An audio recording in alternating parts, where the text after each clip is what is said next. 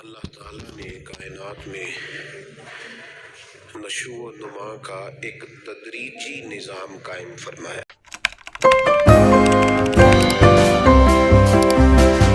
بسم اللہ الرحمن الرحیم۔ السلام علیکم خواتین و حضرات، میں ہوں محمد اویس، میرے ساتھ موجود ہیں عطا بھائی۔ تو ہم آج جو ریئیکشن کرنے کے لیے آپ کے سامنے جا رہے ہیں ان کا نام ہے جی پیر اجمل رضا قادری صاحب۔ تو ان کے اوپر عطا بھائی بات کرتے ہیں، اس کے اوپر ویڈیو دیکھتے ہیں۔ جی آج ہم ریئیکشن کرنے کے لیے جا رہے ہیں پیر اجمل رضا قادری صاحب۔ یہ بانی ہیں تحریک اصلاح معاشرہ کے اور بہت ہی بہترین ان کا ورک ہے، اپنا ادارہ ہے اور ایک ان کا سیٹ اپ بنا ہوا ہے۔ ان کا ایک بیان آنکھوں سے گزرا تو ہم نے کہا اسی پہ ریئیکشن کرتے ہیں۔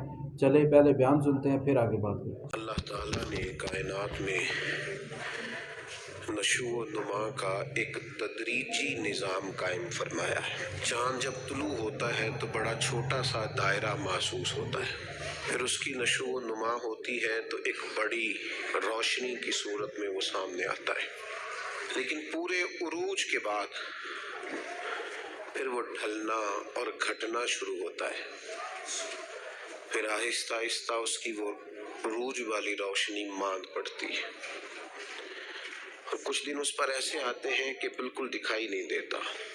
سورج کی شعائیں جب سورج صبح نکلتا ہے تو ماند ہوتی ہیں، پھر وہ اتنے عروج پہ ہوتا ہے کہ کوئی اسے آنکھ نہیں ملا سکتا، لیکن شام کو پھر وہ اپنے زوال کو دیکھتا ہے۔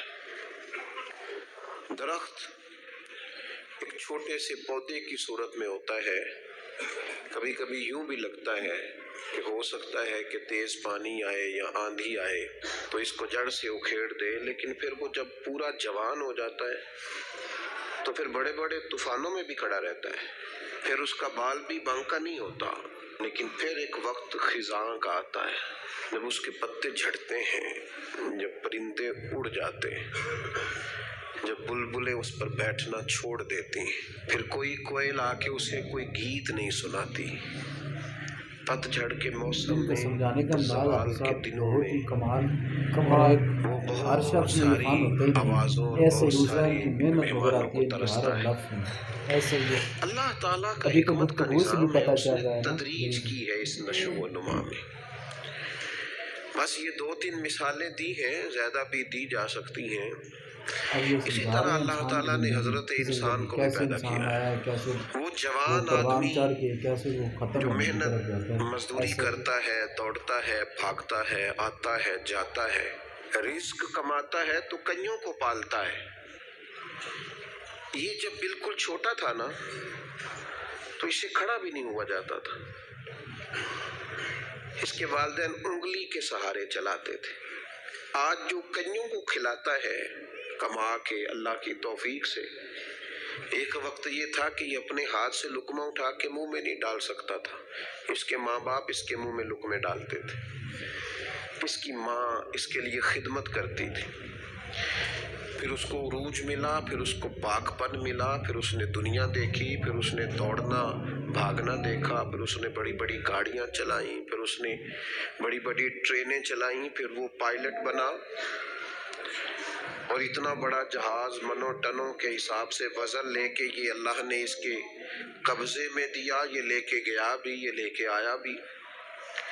جوانی عروج والی اللہ نے عطا کی، لیکن پھر وقت ڈھلا،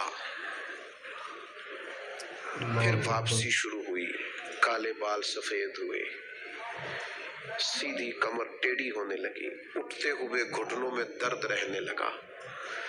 یہ اللہ کا تدریجی نظام ہے۔ جوانی کے بعد بڑھاپا آیا، لیکن تکلیف والا معاملہ یہ ہے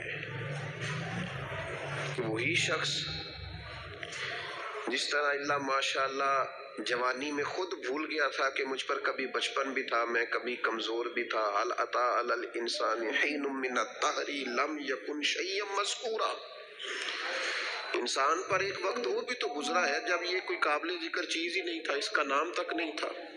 جس طرح جوانی میں یہ بھول جاتا ہے نا مجھ پر بچپن بھی تھا، اسی طرح جب یہ بوڑھا ہوتا ہے تو بعض اوقات بچے بھی بھول جاتے ہیں۔ उनका ख्याल होता है कि शायद अब्बा ही बूढ़ा हुआ है, दादा ही बूढ़ा हुआ है, हमने शायद नहीं होना। वो बड़ी जल्दी बूढ़ों को स्क्रैप का माल बना देते हैं। उनके लिए चारपाइयाँ स्टोर रूम में लग जाती हैं। उनको कहा जाता है कि अब्बा को इसी की इसलिए जरूरत नहीं रही कि घुटनों में दर्द है। उनको ये कहा जाता है कि चूंकि उनका सामान ही मुख्तसर सा है, लिहाजा बड़े कमरे की हाजत ही नहीं है। धीरे धीरे बुजुर्गों के साथ लोगों का रवैया सख्त है। अल्लाह ताला ने वालिदैन के सारे हुकूक बयान करके फिर आखिर में फरमाया कि दुआ मांगो, हुकूक भी अदा करो, बाजू भी खुले करो, प्यार भी करो, खिदमत भी करो और दुआ भी करो। क्या दुआ करें? फरमाया वकुर रब्बिरहमहुमा, मुझसे कहो, दुआ करो मेरी बारगाह में, कहो रब्बिरहमहुमा, या अल्लाह उन दोनों पे रहम फरमा। कमा रब्बयानी सगीरा, जैसे उन्होंने मुझे बचपन में पाला था। उनकी खिदमत करो और फिर मेरे हुजूर उनके लिए इल्तिजाएं भी करो। जी नाज़रीन, कैसा लगा आपको इनका बयान? बहुत ही खूबसूरत बयान था इनका। तो आप इसके बारे में क्या कहते हैं, हमें आपने कमेंट सेक्शन में आपने लाजमी बताना है। और जैसा कि नाज़रीन आपको पता है कि माह रमज़ानुल मुबारक करीब आ चुका है, कि आज रात को माह रमज़ानुल मुबारक के जो तरावीह पढ़ी जाती है, आज उनका भी टाइम आ चुका है। इंशाल्लाह अगर वक्त हुआ हम आपके साथ माह रमज़ान मुबारक में मिलते रहेंगे। तो हमारा चैनल सब्सक्राइब करें, बेल नोटिफिकेशन ऑन कर दें ताकि तमाम लेटेस्ट अपडेट्स आपके पास बर वक्त पहुँच सके। तो मिलते हैं किसी और वीडियो में, तब तक अल्लाह हाफ़िज़।